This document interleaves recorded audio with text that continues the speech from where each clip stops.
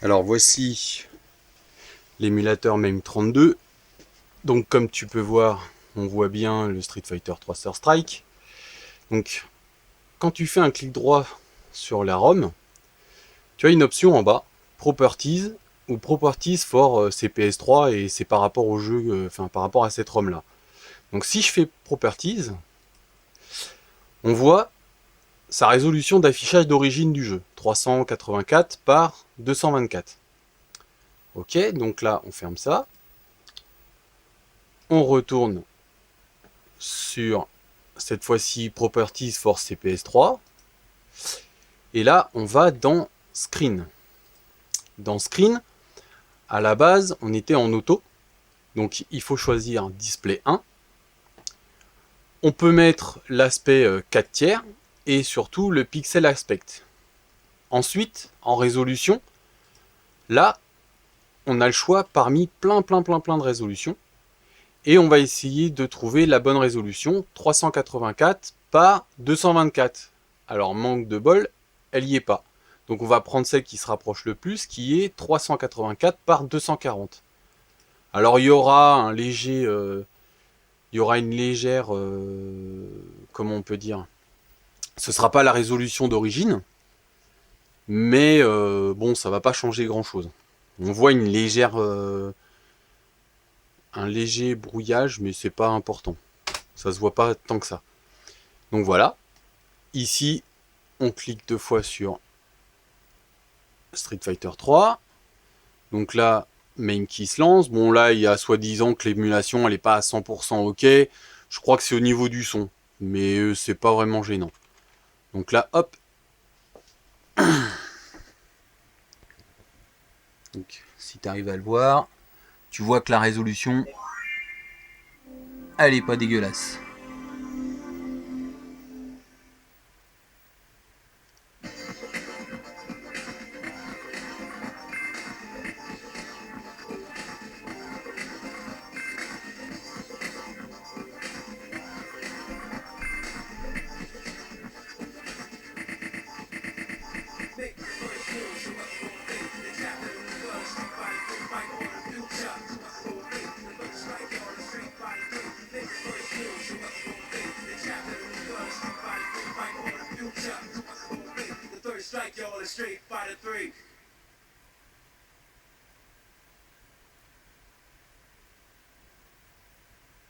Welcome to the world of Street Fighter 3. Prepare for battle. Well, I got yeah, I'm waiting. Yeah, I'm waiting for it.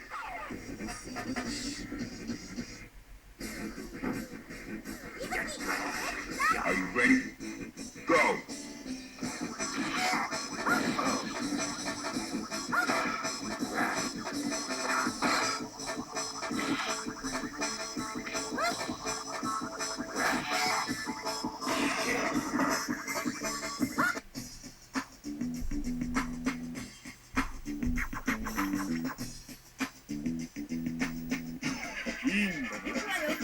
Prepare to strike. Now!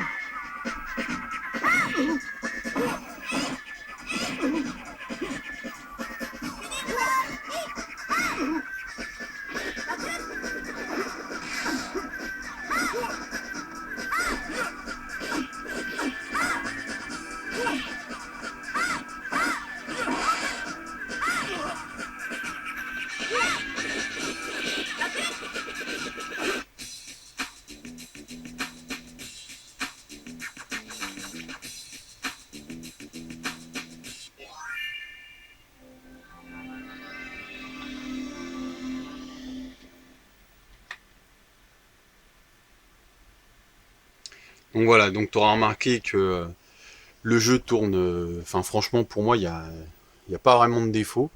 Donc maintenant, je vais te montrer des petits jeux un peu plus simples. Par exemple, Rimbo Island, où lui, donc Properties, il a une résolution de 320 par 224. Donc pareil.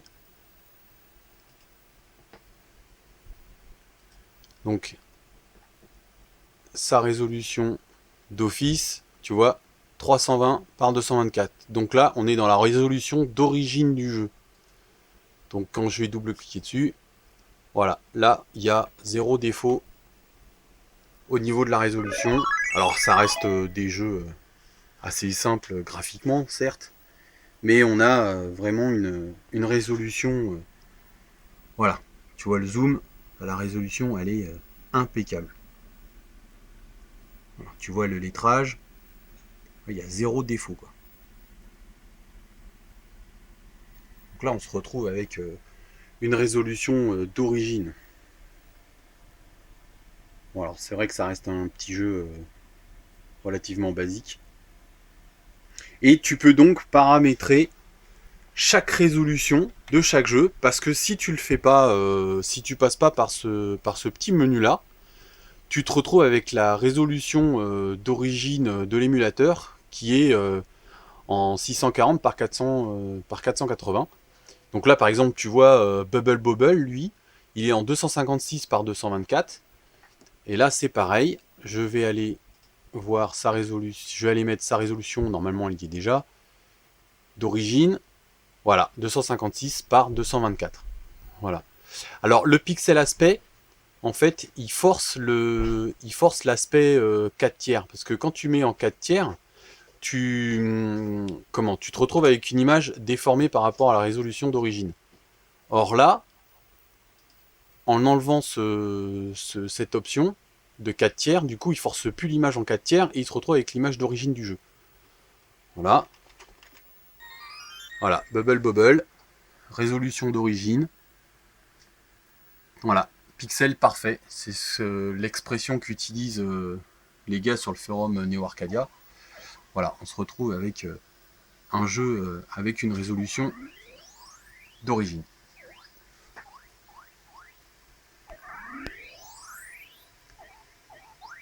Voilà, donc je vais m'amuser à configurer toutes les ROM de cette façon-là. Alors évidemment, faut éviter d'avoir 3000 ROM, mais enfin bon, de là à jouer avec 3000 jeux, disons que les jeux principaux, ça va être simple de le faire, hein, même s'il y en a 200, 300, c'est assez rapide à faire chaque ligne, hein, c'est pas super long. Hein. Donc voilà, je vais m'amuser à faire ça et on aura les jeux d'origine. Voilà, allez à plus.